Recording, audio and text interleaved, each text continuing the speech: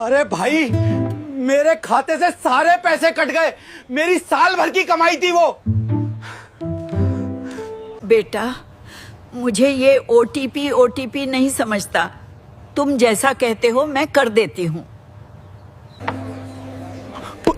Zero balance? अभी 10 minute पहले तो पैसे थे इसमें, कहाँ गए? आगे बढ़ने से पहले डिस्क्लेमर को ध्यान से पढ़ें। 1 अप्रैल 2026 ये तारीख अपने कैलेंडर में मार्क कर लीजिए, क्योंकि इस दिन से आपका ओटीपी डालने का तरीका, यूपीआई से पेमेंट करने का तरीका और आपके बैंक अकाउंट को सुरक्षित रखने का तरीका सब कुछ पूरी तरह बदलने वाला है। अगर आपने इन बदलावों को नहीं समझा तो हो सकता है कि आप अपना ही पैसा इस्तेमाल न कर पाएं, या इससे भी बुरा कोई और आपका पैसा उड़ा ले जाए। ये कोई छोटा मोटा अपडेट नहीं है, ये रिजर्व बैंक ऑफ इंडिया का अब तक का सबसे बड़ा सिक्योरिटी अपडेट है, जो सीधे आपके मोबाइल और आपके लाखों रुपए पर असर डालेगा। आज मैं आपको एक एक करके वो 8 नए नियम बताऊंगा जो आरबीआई लागू करने जा रहा है। और देखिए, इससे पहले कि मैं आपको इन 8 नियमों की गहराई में ले जाऊं, एक छोटा सा काम कर दीजिए। अगर आप YouTube पे देख रहे हैं, मैं आपके लिए हर हफ्ते लाता हूँ। और सबसे जरूरी, कमेंट में मुझे ये बताइए, क्या आपके पास कभी कोई फ्रॉड कॉल या मैसेज आया है? कमेंट में यस या नो लिखकर अपना अनुभव जरूर शेयर कीजिएगा। ये जानकारी अपने परिवार के हर सदस्य को व्हाट्सएप पर शेयर करें। शायद आपके एक शेयर से किसी की मेहनत की कमाई बच जाए। अब आते हैं सबसे बड़ी खबर पर। अब सवाल ये है कि आरबीआई को अचानक ये सब बदलने की जरूरत क्यों पड़ी? इसका जवाब है बढ़ते हुए ऑनलाइन फ्रॉड। पिछले साल यानी 2024-25 में हैकर्स और स्कैमर्स ने हम भारतीयों के बैंक खातों से 36,000 करोड़ रुपए से भी ज्यादा उड़ा लिए। ये रकम इतनी बड़ी है कि कई छोटे देशों की पूरी अर्थव्यवस्था भी इतनी नहीं होती। यहाँ समस्या ये है कि चोर अब ओटीपी पूछने या लिंक भेजने जैसे पुराने तरीके छोड़ चुके हैं। अब वो deep fake voice technology, screen sharing app और खतरनाक मैलवेयर यानी वायरस का इस्तेमाल कर रहे हैं। तो इसका समाधान है आरबीआई का नया डिजिटल पेमेंट सिक्योरिटी फ्रेमवर्क, जो 1 अप्रैल 2026 से लागू होगा।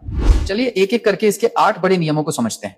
तो पहला नया नियम है डायनामिक 2 फैक्टर ऑथेंटिकेशन। इसका मतलब है कि अब आपकी हर पेमेंट को जांचा जाएगा कि वो कहां से हो रही है, किस मोबाइल से हो रही है और क्या ये आपका सामान्य व्यवहार है। जैसे आप हर रोज मुंबई से पेमेंट करते हैं और अचानक एक दिन आपके अकाउंट से दिल्ली से पेमेंट होती है, तो बैंक तुरंत एक एक्स्ट्रा सिक्योरिटी सवाल पूछेगा। लेकिन रुकिए, दूसरा नियम इससे भी ज्यादा जरूरी है। वो है बैंकिंग ऐप में स्क्रीनशॉट और स्क्रीन रिकॉर्डिंग पर बैन। अब आप अपने बैंक की ऐप के अंदर किसी भी सेंसिटिव पेज का स्क्रीनशॉट नहीं ले पाएंगे। ये इसलिए किया गया है क्योंकि स्कैमर्स एनीडेस्क जैसी ऐप से आपका फोन कंट्रोल करके आपकी जानकारी रिकॉर्ड कर लेते थे।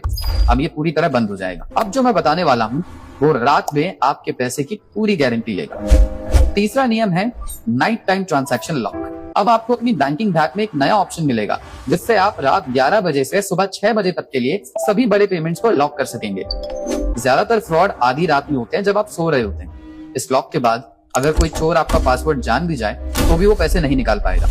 और चौथा नियम तो और भी स्मार्ट है, खतरनाक फ्रॉड करने वाली एप्स का ऑटो डिटेक्शन।